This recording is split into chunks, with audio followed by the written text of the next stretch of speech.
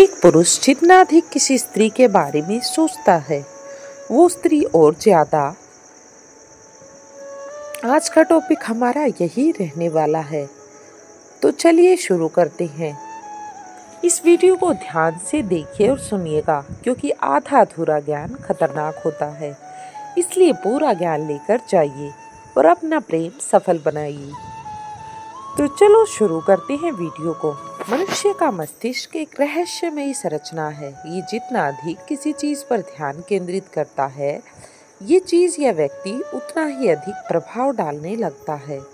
जब कोई पुरुष किसी स्त्री के बारे में बार बार सोचता है, तो उसकी चेतना में वो महिला बहुत इम्पोर्टेंट होती है और धीरे धीरे ये सोच, कल्पना, भावना कभी कभी रियलिटी को भी इफेक्ट करने लगती है।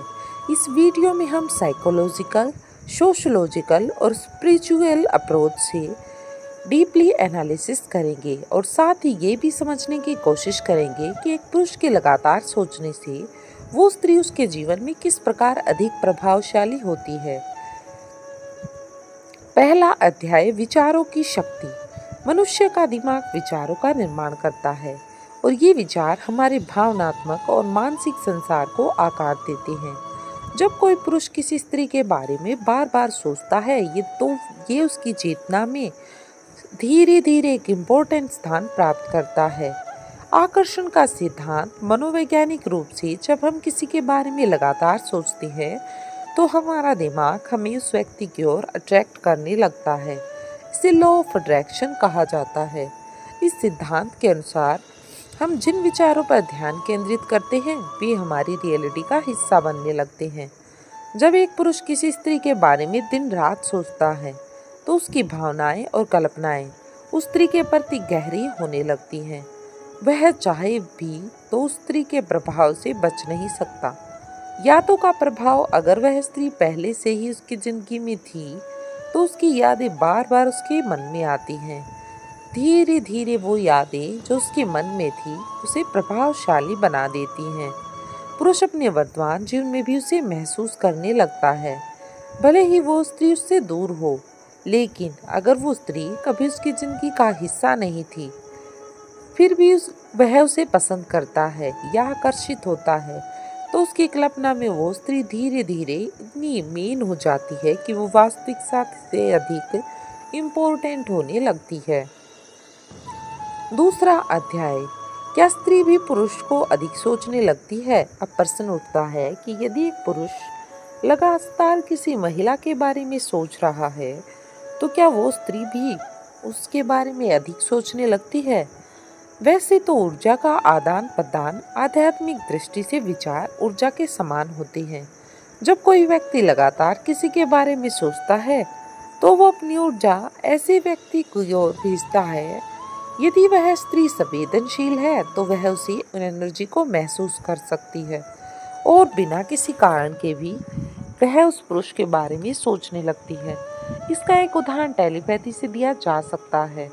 जब दो लोग गहरे स्तर पर जुड़े होती हैं, तो वे बिना बातचीत किए एक दूसरे की भावना महसूस कर सकते हैं।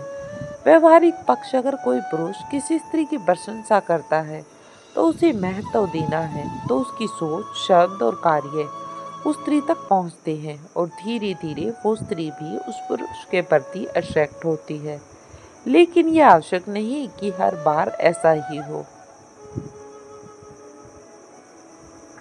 तीसरा अध्याय या तीसरा चैप्टर है मोह, प्रेम और जुनून का अंतर। जब कोई पुरुष किसी स्त्री के बारे में बार बार सोचता है, तो ये जरूरी नहीं कि यह केवल प्रेम हो,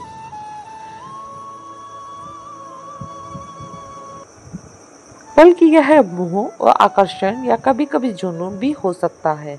प्रेम में व्यक्ति अपने प्रियजन की खुशी चाहता है, चाहे वो उसके साथ हो या नहीं। प्रेम आत्मिक होता है, इसमें त्याग होता है, इसमें एक दूसरे के प्रति श्रद्धा और विश्वास होता है।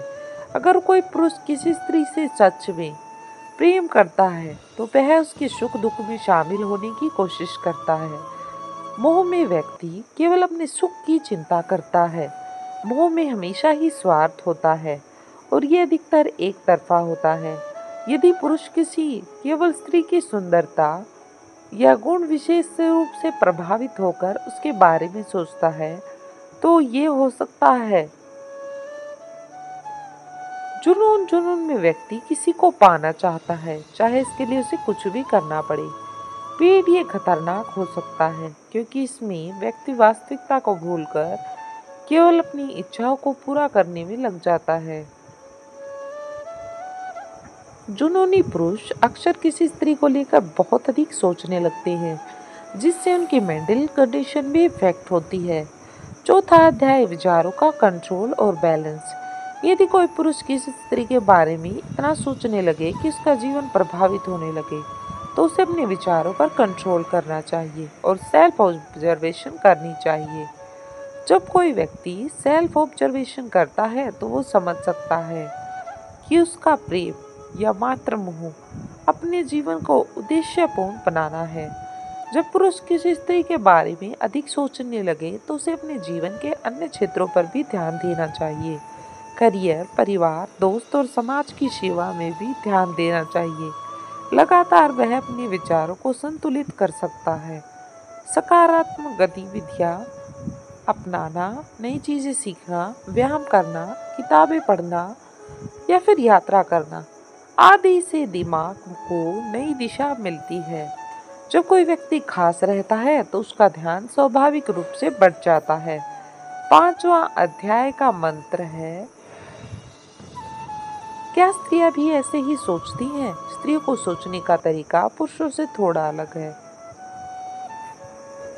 वे अधिक भावनात्मक होती हैं और उनके विचार अधिक गहराई से जुड़े होते हैं। स्त्रियों की सोचने की प्रवृत्ति स्त्रियों के बारे में तभी अधिक सोचती हैं जब उनके मन में गहरी भावनाएं होती हैं। औरतों को लेकर हमें अधिक संवेदनशील होते हैं और इसलिए हम उनके बारे में बार बार सोचते हैं। अगर वे किसी को लाइक करते हैं तो वे उस व्यक्ति के बारे में सोचती हैं, लेकिन वे उसे अक्सर छुपाती हैं। क्या स्त्रियां पुरुष के विचारों को महसूस कर सकती हैं?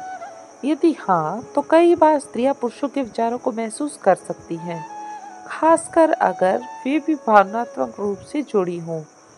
रिजल्ट ऑफ लास्ट में हम यही कहना चाहेंगे, जब कोई पुरुष किसी स्त्री के बारे में अधिक सोचता है तो वो स्त्री उनकी चेतना में एक इम्पोर्टेंट रोल प्ले करती है। ये सोच धीरे धीरे प्रेम, मोह या जुनून में बदल सकता है। ये जरूरी नहीं कि वो स्त्री भी उसे उतना ही सोचे, लेकिन यदि विचारों की ऊर्जा मजबूत हो तो वह एहसास कर सकती है। स्त्री आपकी चेतना में एक महत्वपूर्ण स्थान प्राप्त कर सकती है और ये सोच धीरे धीरे प्रेम, मोह या जुनून में बदल सकती है। ये जरूरी नहीं कि वो स्त्री भी उसे उतना ही सोचे, लेकिन यदि विचारों की ऊर्जा मजबूत हो तो इसे महसूस कर सकती है। इसके लिए हमारा टेलीपैथी भी माना जाता है। सबसे इम्पोर्टेंट बात यह है कि कोई भी व्यक्ति अपने विचारों का स्वामी होता है। यदि विचार सही दिशा में ले जाएं तो वे जीवन को सुंदर बना सकते हैं, और लेकिन यदि विचार अनियंत्रित दिशा में चले जाएं तो वे व्यक्ति की मानसिक और भावनात्मक संतुलन को बिगाड़ सकते हैं। इसलिए जीवन में संतुलन बनाए रखना आवश्यक है। इसलिए ना तो किसी के बारे में बहुत अधिक सोचना चाहिए और ना ही किसी को पूरी तरह से अवॉइड करना चाहिए। जीवन को एक उद्देश्य के साथ जीना ही सबसे अच्छा तरीका है। आपको वीडियो कैसी लगी हमें कमेंट करके ज़रूर बताइएगा, और चैनल पर नए आए हैं तो चैनल को सब्सक्राइब कर लें, और वीडियो को लाइक नहीं किया है तो एक छोटा सा लाइक दे दें। मिलते हैं नेक्स्ट वीडियो में, तब तक जय हिंद, जय भारत।